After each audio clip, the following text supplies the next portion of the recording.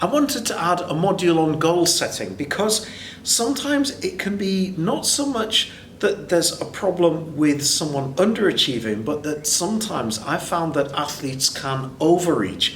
For example, what I mean is we'll have an idea in our head.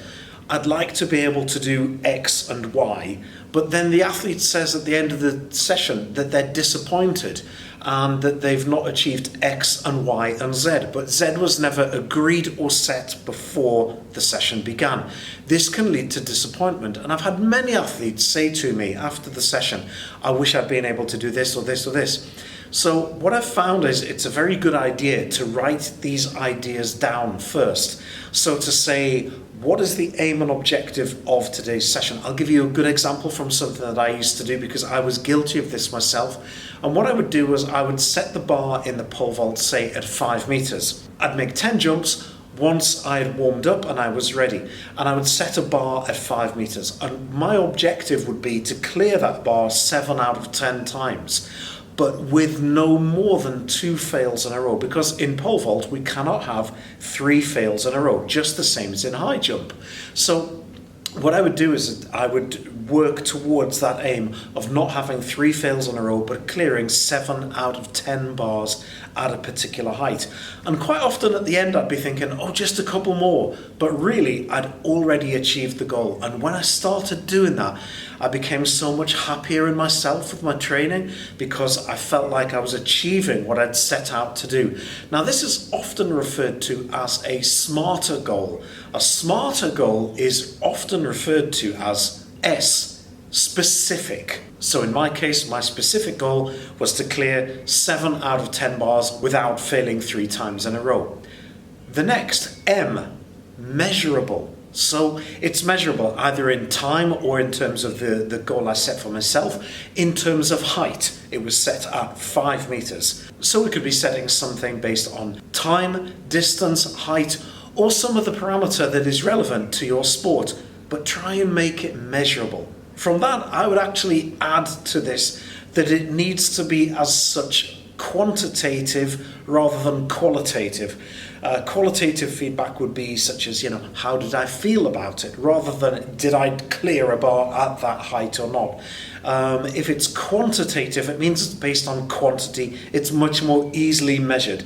So qualitative goals are very much more difficult to know if you've done them correctly or not. A stands for achievable. There's nothing wrong with reaching high. There's nothing wrong with setting high standards, but it needs to be achievable.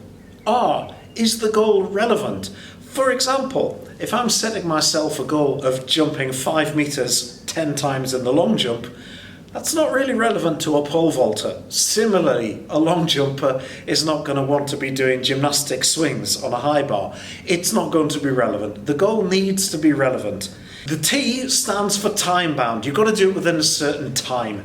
So let's say, I'm not going to say that I'm going to clear 7 bars at 5 meters sometime in the next week. It's within a session that's 1 or 2 hours long, and it must be time bound. There's got to be a boundary on it. It can't be open-ended. I can't say I'm just going to keep going till I hit 7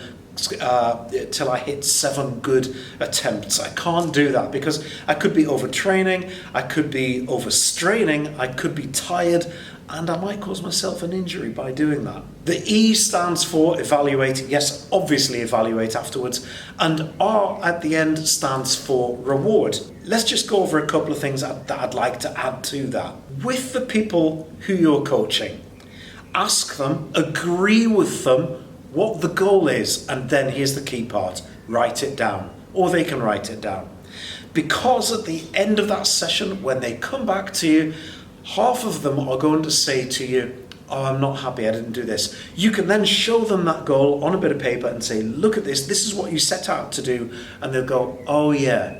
And then they will be generally happy. Even though they'll say, but I would have liked to have done that. They will understand it because it's been written down. Write it down, please do that. By all means, adjust it as the session goes on. But again, write it down and agree it with the coach. For example, if for some reason on fantastic form, I might say, I'm going to go 9 out of 10 clearances or even 10 out of 10 clearances.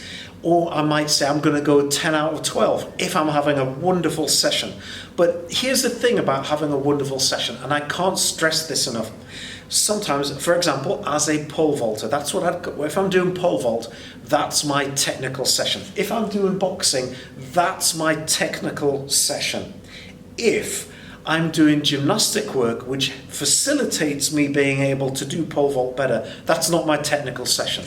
If I'm doing sprint training, that's not my technical session. Yes, there's a technical element to it, but it's not my main session. If I'm doing weight training, that's not my main session. That's making me stronger, which is going to facilitate me doing better in my technical session. Your training, write this down. Your training, you need to nail it once per week.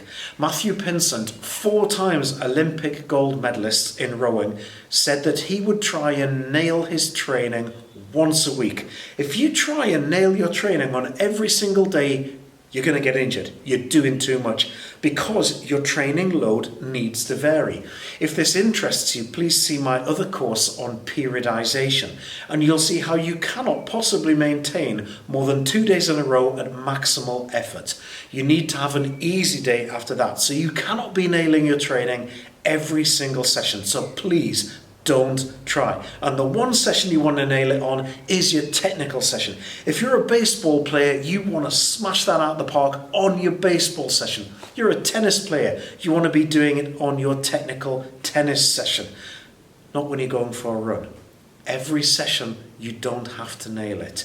Once a week. If you can do it twice a week, fantastic. But not 7 days a week. No, you're doing too much if that's the case. You're trying too hard. You'll be overtraining and overstraining.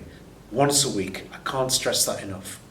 The final point that I'd like to make is the reward. Now, the reward at the end must be, and this is so important, there's so much new neuroscience evidence on this now. If I say to you, congratulations, you did X, you set out to do X, you are a great athlete. That's praising them as a great athlete. Much in the same as when you praise a smart kid for getting 10 out of 10 on their spelling test. You say, congratulations, you're so clever. That would be what's called intelligence praise, or to an extent, you're a great athlete praise. What you must do, you must do. The reward must be you praise the effort. Congratulations, you studied really hard for that test.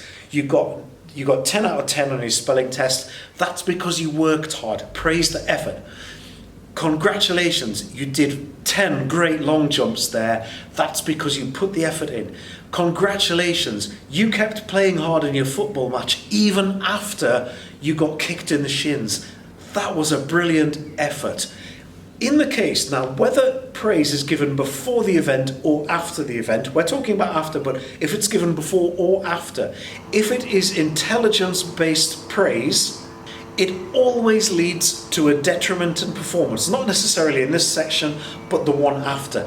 If it is if it is effort-based praise, then it always leads to an increase in performance either now or in the next session.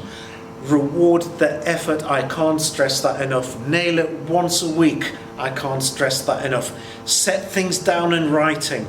This is how we do goal setting that really benefits the person who we're coaching.